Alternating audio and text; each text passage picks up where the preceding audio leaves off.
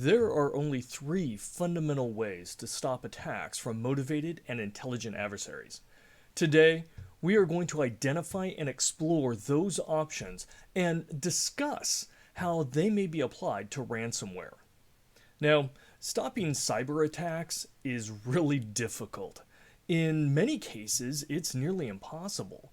Part of the challenge is the constantly shifting technology landscape, and the other is the creative and adaptive nature of the adversaries themselves. Now, digital technology is not static or a fair playing field. In fact, it's a continuous state of rapid change and various levels of implementation. Imagine, if you will, a football game, right? And the field itself is constantly changing its shape and size. That chaos would throw everything into disarray.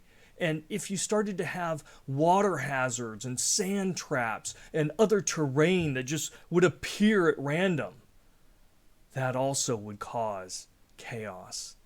And what if you added on top of that the rules, well, they're a little vague and different for each team, and that they can change at any time, where innovation actually plays a timely role as teams can introduce new equipment before the other side. This is like the ever-changing landscape of the digital playing field where cybersecurity and attackers currently operate. Now, the other big challenge is the opposing team, the attackers. They are numerous, creative, highly motivated, and in some cases better skilled and resourced than their defensive counterparts. And these attackers, they anticipate and they adapt, possibly better and faster than the defenders. Now, attackers have a number of tactical advantages. They can choose their targets, often either selecting easy targets or those of significant value. They have a wide variation of different methods that they can employ across technology and people and processes. They can apply creativity, their persistence and adaptability, it pays off. Intelligent attackers adapt to the methods that are used to try and stop them. And if we look at the difference between what attackers look as successful versus defenders, it's night and day. Defenders normally measure their success by avoiding loss, right? Any exploitation by attackers is considered a failure for defenders. Essentially, the defenders must win all the time to be viewed as successful. And that's unfortunate. But on the attacker's side, they have it a lot easier. They take a completely opposite point of view. For them, any win, regardless of the number of failures, is considered a success. Therefore, they have the law of large numbers on their side, where eventually saturation will occur. Now, the real goals behind cybersecurity shouldn't be about stopping all loss. That is a perception, and it's not a good one. It really should be about managing to an acceptable level by finding the optimal balance between risks, costs, and friction. But again, perceptions, that's different than reality. So often we are faced with particular types of attacks or specific threat agents that represent a major problem. And we've seen it in the past with worms and nation-state attacks, APTs, elite hacking groups, and most recently, ransomware, which is really what the entire focus of this entire web series is about. So, the question is, how do you fundamentally stop attacks from those intelligent adversaries? And again, there are three ways. Now, instead of going down the rabbit hole and discussing the minutiae of different technologies and attacks and responses and processes and behavioral weaknesses and all of those things, let's discuss it in a simplified way. All right, let's take it at the highest level. And there really are only three methods. And everything that we see in the industry done to undermine attacks, it falls into one of these three methods. So let's start from the beginning here. The first method, it's about removing the attackers. And that could be arresting them and putting them in prison. It could be relocating them somewhere that they can't attack from. In warfare, it's a little bit more extreme in removing the attackers, but really it's about removing the opposition from the field of play. If you're playing a chess game, if the person in front of you can't get to the table, right, they can't play, you don't have to worry about their attacks. Now, when we think about this, right, it typically in terms of cybersecurity and ransomware, we're talking about investigating crimes and attacks and pursuing them, arresting them, prosecuting them, and somehow incarcerating them for a temporary period of time. And that's difficult. That's time consuming. And there really is no guarantees of success or longevity. And it's not a good use of resources. It's not scalable, going after every single attacker every single time. It's just nearly impossible given limited resources. Now, it can have a deterrence effect. If you're able to get a few, it can deter others from maybe going down that path. And, we see that sometimes in making the penalties high or highlighting a case. But in general, it's very, very difficult to have a meaningful impact. Now, the second one is something we're all much more familiar with, and it's really combating the methods of the attackers. And this is the never-ending vulnerability whack-a-mole game, where the defenders are constantly chasing the vulnerabilities. They're constantly looking at the new and innovative ways that the attackers are coming in and trying to close those doors, trying to build the walls ever higher, the moats deeper and wider. It's an escalation. It's an arms race. And these efforts really just focus on avoiding the loss or on the back end on minimizing it when an attack does happen. And this is the most difficult, the most arduous of all the three methods, because the defenders have to constantly be vigilant to understand the emerging methods, to see when they're being used, and then to somehow move rapidly to undermine them before they get out in any great scale. And over time, unfortunately, this is the least successful, especially in how we view success on either side. It is really tough for defenders. And eventually, a vulnerability will be exploited. Human behaviors will be leveraged for the detriment of the environment, or operational processes will be abused. Attackers have the greatest advantage in this type of area, and especially when the playing field is so dynamic, because they can jump on the newest technology and look for vulnerabilities or weaknesses. They can take the initiative. And it is an expensive war of attrition for defenders. They're constantly having to update, to change, to impact the environment, having to invest in new tools and new services. It can be expensive, especially when it comes to staffing and ever growing your staff to be able to defend against these types of vulnerability attacks. This is a great showcase of asymmetric opportunities for the attackers. And this is where all the advantages, the inherent advantages that attackers have, it applies here. So it is difficult to win.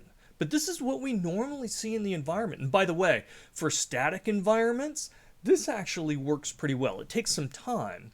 But, as you consistently close more and more and more of the vulnerabilities, you get stronger and stronger. However, when it's a dynamic environment and new technologies are constantly being introduced and adopted, you never get ahead of that curve. So this becomes the day-to-day firefight slog that cyber defenders are constantly in nowadays. This is what we're familiar with. But let's go to the third one now. There is a third method, and that's undermining the objectives of the attackers. And this is about shifting the thinking of the attacker to dissuade or deter them from attacking in the first place. Make it so that they don't want to attack. This is about demoralizing or putting the goal out of reach. Now, it goes back to the Willie Sutton principle. Now, Willie Sutton was a famous bank robber many, many years ago in the United States. And a reporter asked him, why do you rob banks? And the answer, which was attributed to Sutton, even though it wasn't really him, was because that's where the money is. Now, think about that. Money was in the banks, and that's why he would rob them. That's where the money was. And that fundamental really can play because, if you take away the honey, you don't have bears. For digital crime, you take away the money, why would cyber criminals then attack? And if we use a different example, right? Rhino horns, right? Park rangers will cut them off so poachers won't target the rhinos. And this is about targeting the reason for an attack to actually be initiated.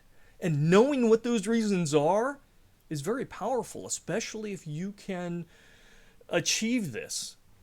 Unfortunately, it's rarely possible because we're often trying to protect what is valuable, not remove it, not get rid of it. Right? In a chess game, your most valuable piece is the king. You don't want to get that off the table. You need it there. So in most cases, you just can't do this. But in some cases, you can.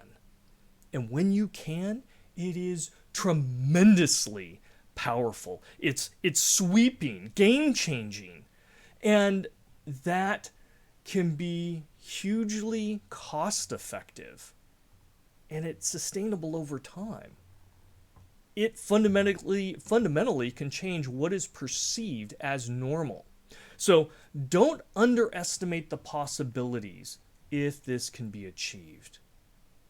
Okay, so let's apply these three methods, right? Let's go back to the Rhino example. And I think this is actually kind of interesting. Right, poachers are seeking rhino horns for sale on the black markets because rhino horns are wildly expensive and it's very tough to get a hold of. The problem is so grave, rhinos are now in danger of becoming extinct. So, governments have established safe areas and hired rangers to protect these areas and the rhinos themselves from being poached. But the poachers have been very persistent. And they go out, they kill the rhino, and then they take the horn and they go and they sell it for a small fortune. Okay, so let's think about the three ways again. First was removing the attackers. So in this case, it's about arresting and jailing the poachers. And laws have been established to allow that. Rewards have been posted for information that lead to arrests, so you can get some potentially good tips. But ultimately, they need to catch the poachers first before they can remove them from the equation. And that's been very problematic because, again, these horns are very valuable, life-changing to people in their economies. And so there are more and more poachers all the time, and there's just not enough rangers. There's so much area to cover, so many wild animals roaming around, it's nearly impossible. The second thing would be to combat the poachers' methods. And they've done a lot of work in this. They've created protected zones. They've put up fences. They audit the security controls. They do surveillance monitoring on the perimeter. And they actually have rangers roaming around these vast areas where these wild and majestic animals live looking for poachers. But again, the poachers still try. They come in at night and they come in on vehicles and they come in from the air and they're stealthy and they're looking out for the rangers. The reward is simply too great and the animal's too accessible. And they're willing to adapt very easily to the rangers' controls and tactics. They'll watch to see when the rangers are going out or coming back. They'll test perimeter controls. And it's a continuous battle where a single loss of one of these animals is hugely impactful. It's been very, very tough with that method to protect the animals. So then we get to the third area, right? And this is about undermining the objectives. And the first thing they did is they tried to close down some of these black markets, and okay, that went fine, but you know, these horns are also sold and traded one-to-one, and those transactions, they're really tough. So there are still black markets, there are still ways to offload these things, unfortunately. But the other thing that they tried to do, and it's worked pretty well, is the rangers themselves initiated a program to go and remove the horns from the rhinos without hurting them.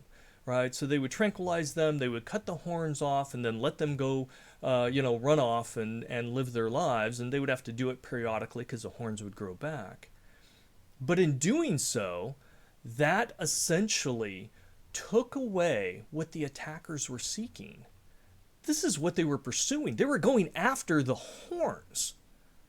Therefore, attacking the rhinos really kind of became pointless, risking themselves and putting all that effort in to go in there and go after the rhinos, but there's no horns.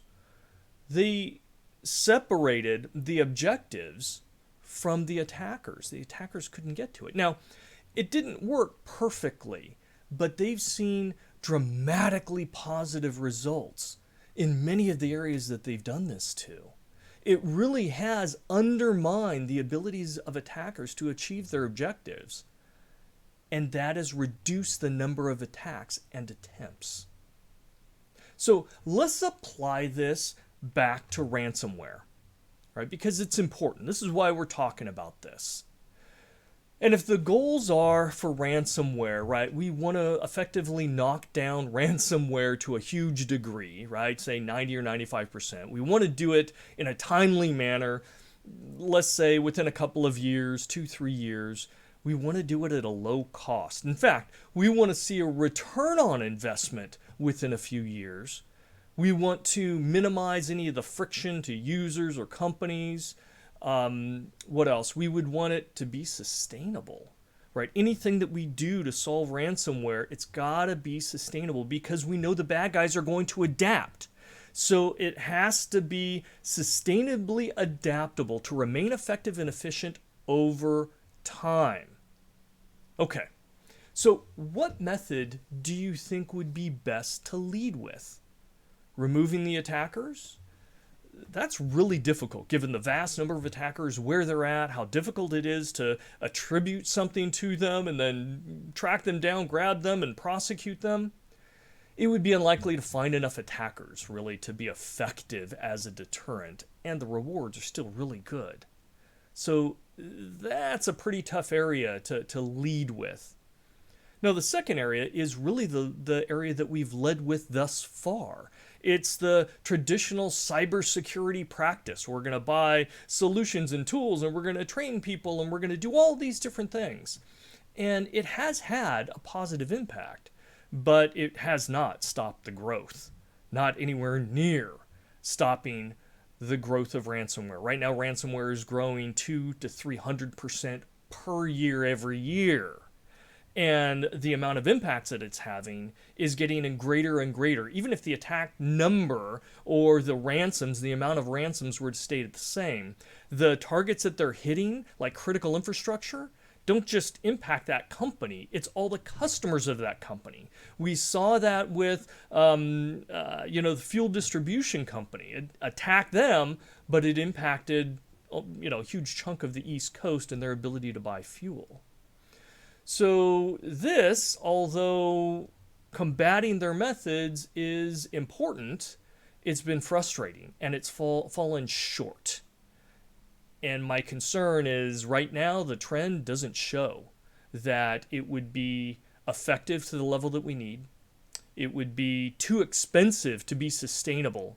It would take a long time to try and get all those different technologies to actually work effectively, and it probably wouldn't be able to fight off the future maneuvers of what these ransomware attackers are doing. In the end, the ransomware attackers still have the advantage with this. Now, the third area, this is where it gets interesting. Can we undermine the objectives? And this may be the single greatest opportunity to undermine ransomware. If we can make it so the attackers believe that they simply won't get payments, their objectives are then out of reach. And that could stop the attacks at the source. Now, I have some videos on how to go about this, and I'm going to cover it more in later Ransomware Explained videos. So stay tuned for that. I'll be releasing some of those in the next few weeks. And that's really where I'm going to end this video. So be sure to check back and take a look at all the videos in this multi-part series on ransomware. The series is free on the Cybersecurity Insights YouTube channel.